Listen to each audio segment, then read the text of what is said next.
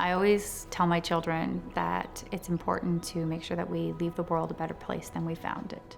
Whether it's reaching out to a friend who you haven't spoken to, tell them you're thinking about them, to how we interact with the world and leaving it a little cleaner in an area that we're passing by, not ignoring the darkness or sadness that people tend to turn away from, to engage it and embrace it. As a parent, you want the best for your kids, but you can't protect them from everything.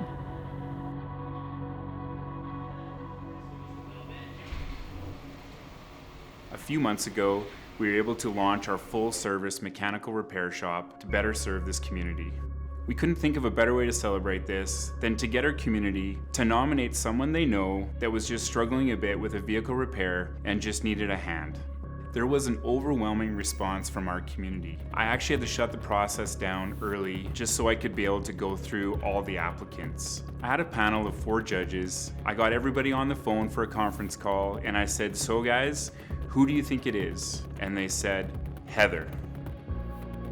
Hi, my name is Heather Eyestone, and I am from Spruce Grove, Alberta. I have lived there for 18 years now. I've been married for 17 to my husband, Dave, and we have 4 wonderful children.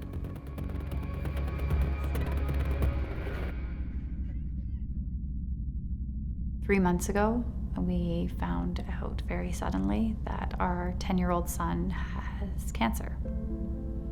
David's official diagnosis is Burkitt's non-Hodgkin's lymphoma. Burkitt's is the fastest growing cancer out there. A tumor can double in size in a day. The fact that it happened so fast blew our minds. When I sat down and told David, he didn't cry, and all he wanted to know was, what did he do wrong? What did I do, Mom, to get cancer? And I told him that there was nothing that he could have done differently. Cancer just happens. But the doctors are going to do everything they can to make sure that yours goes away.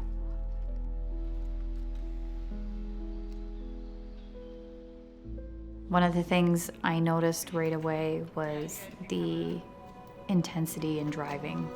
On any given week, we can be driving upwards of 250 kilometers to and from the Stollery, just between appointments and visitation.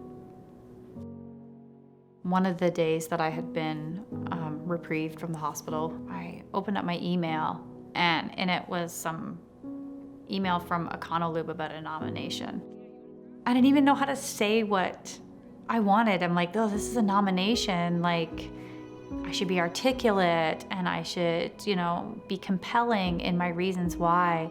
I had none of that in me. I was so tired with going back and forth to the hospital. I was just honest. My son has cancer. We just found out. To have a reliable vehicle would mean the world to us. I got a phone call, so I answered it, and it was Paul. They were moved by our story and that we were the people they wanted to help.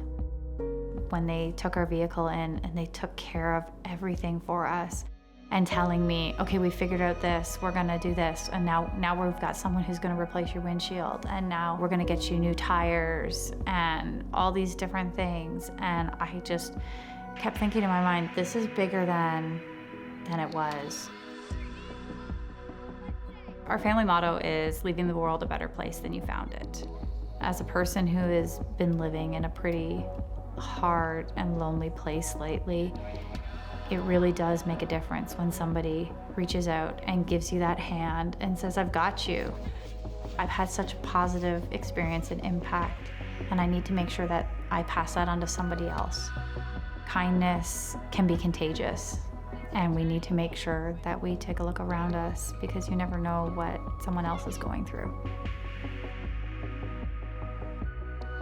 If Heather's stories taught me anything, it's reminded me again how important random acts of kindness are. And some bit of kindness can have a profound effect on someone's life. So who can you think of in your life that needs help? And what's one thing that you can do to show them that you care?